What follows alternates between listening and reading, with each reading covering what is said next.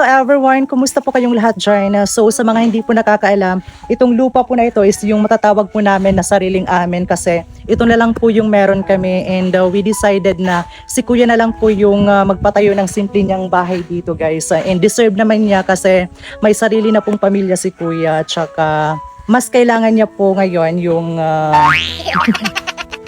Kaya wag na nating patagalin to everyone, samahan niyo ako para i-update yung... pinapatayong bahay ni na father. Let's go! Ayan everyone, so before tayong pumasok, si father pala yung gumagawa at si kuya. So dalawa lang po silang gumagawa dito at saka, ang tawag ito pa? Flooring. Yes, nagpo-flooring ngayon si father. So mag-hi ka naman sa kanila. Hi! Basta kayo? Ayan, so grabe guys, napakasipag po talaga ni father. Ayan everyone, so ngayon si kuya po yung naghahalo. At saka, bale, dalawa lang po talaga sila ni father na gumagawa ng bahay ni kuya. Ayan, so masaya ka naman sa video. Ayan, grabe guys, napakasipag po nila kasi sinarili po talaga nila yung paggawa para mas less yung gastos at saka wala namang budget ang paggawa ng bahay. Kaya ito, sariling sikap at saka tsaga, di ba? Kasi matatapos din naman ito soon. Gandahan lang. Yeah. Ayan everyone, so grabe. Dalawa lang po talaga sina father at kuya yung gumagawa ng simpleng bahay ni kuya. Disclaimer lang po sa lahat ng mga bashers out there. Hindi po ito yung ina-expect ninyo na kabunggahang house ha. Simple lang ito kasi sariling sikap lang po ito at saka sariling gawa nila. Hindi po biro talaga yung magpagawa ng bahay, di ba? Magas o akala nila na madali lang, pero Mahal ang ano ngayon, materialis. yeah, mahal na po talaga ngayon yung mga materyales at saka yung so ngayon ito, mga semento. Mabuti na lang at malapit kami sa ilog kaya pwede kayo makakuha ng libreng gas. Lingguhan yun. So tsaga-tsaga lang at saka patience para matapos din ito. Mahal ang labor, kaya inaanuhan na lang. Mahal yung labor, mahal yung mga bilihin. Kaya sariling sikap na lang po talaga.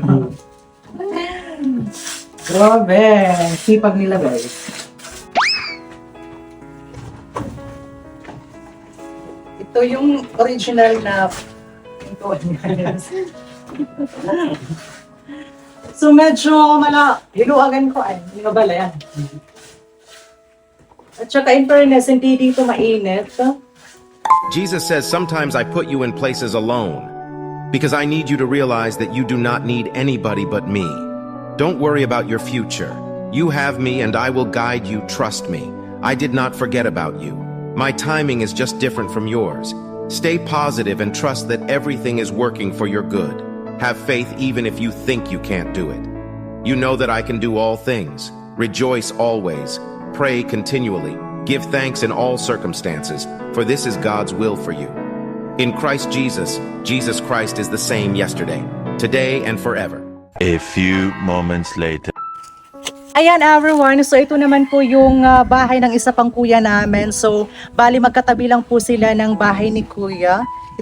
In-stop nang po muna siya guys kasi wala pang budget. Tapos, si kuya is doon naman po siya natutulog sa tindahan niya every night. So, ito, pending pa po yung bahay ni kuya. Kaya, samahan niyo ako today para pasukin din natin yung loob nito. Let's go! So, ito na po yung loob ng bahay ni kuya guys. And pasensya na kasi medyo maraming ukay-ukay dito. Ayan everyone, so pili na ng mga ukay-ukay. Bali, ito po yung pinakalooban ni kuya. At saka, ito po yung isang kwarto here. Ayan. And of course, ito din po yung isa pang kwarto guys. Bali, dalawang kwarto ito siya.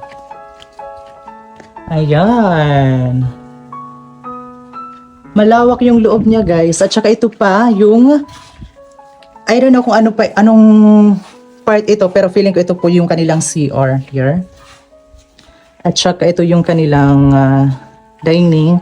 And ito naman po yung kanilang magiging pinakakusina guys. Ayan. So magkatabi lang po talaga sila ng bahay ni kuya na isa kong kuya pa. Ayan. So kung mapapansin nyo guys, grabe. Sobrang lamig ng hangin dito. At saka yung likod nila guys is puro puno ng kahoy guys here. Oh. Tabi-tabi apoy. Ayan. At saka ito po yung kanilang pinakabakuran. Ang lawak-lawak ng bakuran, guys. Diba? Ayan. Ka-perfect ba? Wow! Ayan everyone, so before I end this video, gusto ko lamang po magpasalamat sa inyong lahat sa walang sawa niyo pong suporta and mas deserve po nila kuya na magkaroon sila ng mga sarili nilang bahay. Kasi kami, kailangan po talaga namin is yung lupa na mapagtitirikan ng bahay namin. Kaya mas inuna na lang po muna namin sina kuya kasi syempre sila yung mas nakakatanda, sila yung mas may karapatan. Kaya ako, kailangan ko po muna ngayong mag-ipon para sa sariling lupa po talaga namin at saka para sa future din po na sana sooner or later is magkaroon din po kami ng sariling bahay. Kasi yung bahay na kinatitirikan po namin ngayon, yung tinitirahan po namin ngayon is hindi po namin kasi lupa yon. Kaya ayun, hindi kami makapagpagawa doon. Hindi na yun sa ayos. Pero actually guys, sanay naman po kami sa simpleng buhay lang. Sanay po kami sa bahay na simple lang. Kaya bonus na lang po talaga sa amin if magkaroon kami ng ganitong klase ng bahay guys. Kasi 'di ba yung comfortable kami, pero mas preferred po ako sa bahay na simple lang guys kasi everyday nakikita-kita po kami, araw-araw is nakakausap ko po yung mga pamilya ko. Kaya aanin pa natin yung napakarangyang buhay if hindi naman kayo nagkasama-sama, hindi naman kayo nakikita-kita everyday. So for me, much better na doon na lang po tayo sa simple lang pero punong-puno ng pagmamahal at suporta sa bawat isa. Kaya sa lahat ng mga viewers natin out there, wag po tayo mawawalan ng pag-asa. Lumaban lang po tayo palagi kasi hindi natin alam yung takbo ng buhay natin. Hindi natin alam yung kapalaran natin na malay mo bukas or mamaya is magkaroon tayo ng isang napakagandang buhay at saka napakaliglig na mga umaako ng mga blessings. Kaya patuloy lang po tayo manalig sa Panginoon and patuloy lang po tayo magtiwala sa lahat ng mga proseso na ibinibigay sa atin ng ating Puong May Kapal. Kaya once again everyone, thank you so much for watching. See you again on our next video. Bye-bye!